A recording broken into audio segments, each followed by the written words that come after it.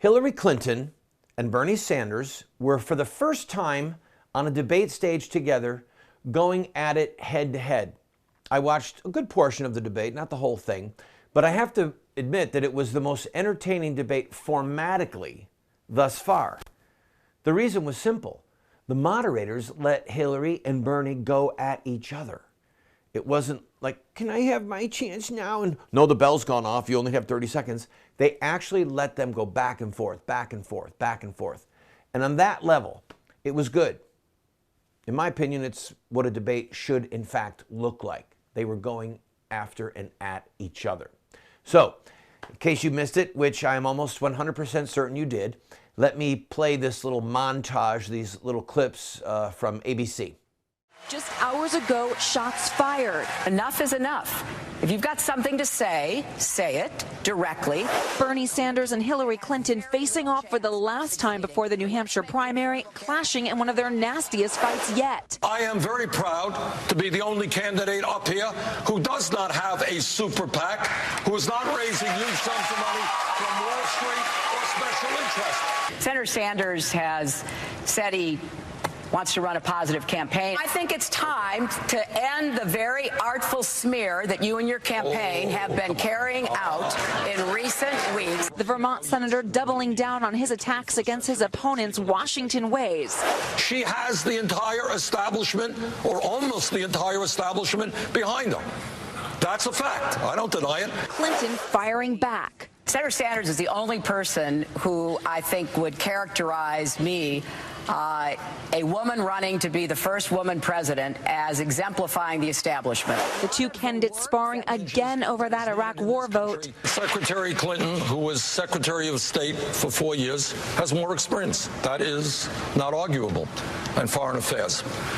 But experience is not the only point. A vote in 2002 is not a plan to defeat ISIS. So there you got a little flavor of the give and take of Hillary raising her voice. Hillary was starting to get upset, and she should.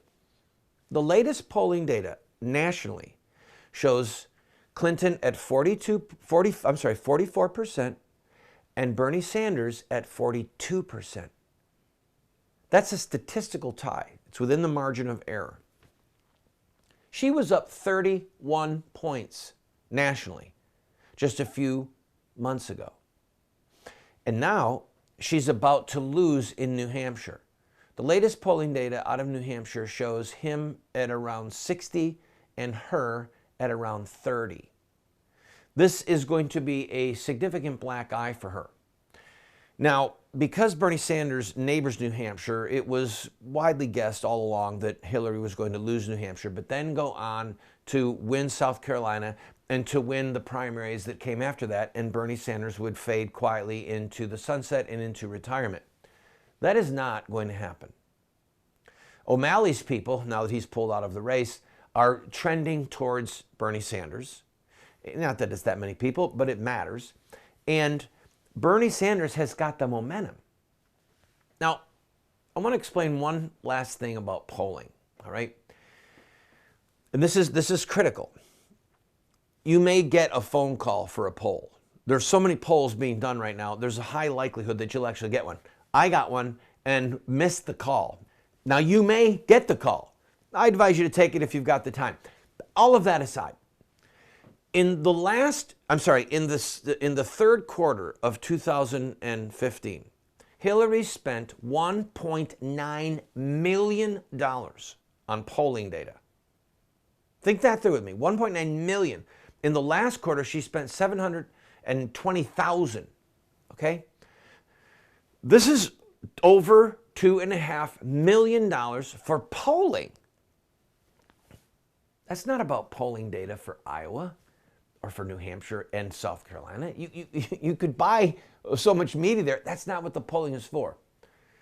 The polling is for messaging, for trending, to understand the hot buttons of voters. When you're spending that kind of money, you can find out what the voters are concerned about on a state-by-state basis. And then you can make your television and your radio buys coordinated with your polling data for that state. And this is where Trump made a fatal mistake. Donald Trump made a huge error, and I think that Ted Cruz, who has spent a lot of money on polling, I think Ted Cruz has used the polling data accurately. We would be foolish to think that polling data is simply to see who's ahead. Donald Trump said something like, why would I pay for polling when the national media are doing it for me? The polling that they were getting was on national popularity. Look, Trump was up by 20 points nationally and he lost Iowa. Trump should have had a better idea of what was going on in Iowa, and he should have done some polling to see what messages resonated with Iowa voters. Then he could have crafted his message to Iowa for Iowa. Are you following me? And that is what Cruz did. Cruz pushed all the buttons as he was doing the polling research for Iowa, and then he went to those buttons once he found out which ones worked, which ones would get his base out, which ones would turn people to become a part of his base.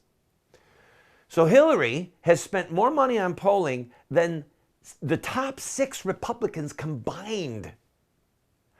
That shows she's frantic.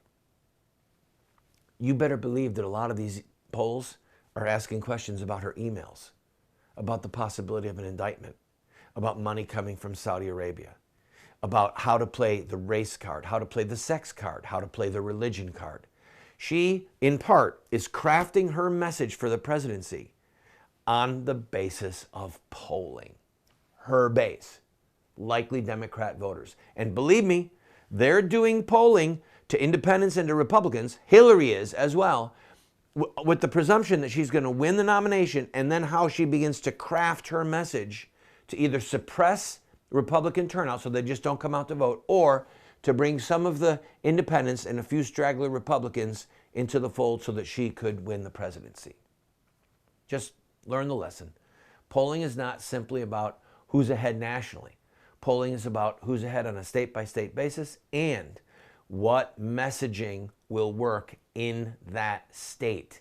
And Hillary is outspending the top 6 Republicans. She's getting ready to lay out a patchwork of messaging to win the presidency. The problem is a 74-year-old senator from Vermont who seems to be kneecapping her because he's got energy. And she looks like this. Let's close this segment with this scary picture from the front page of Drudge. Oh, my pretty.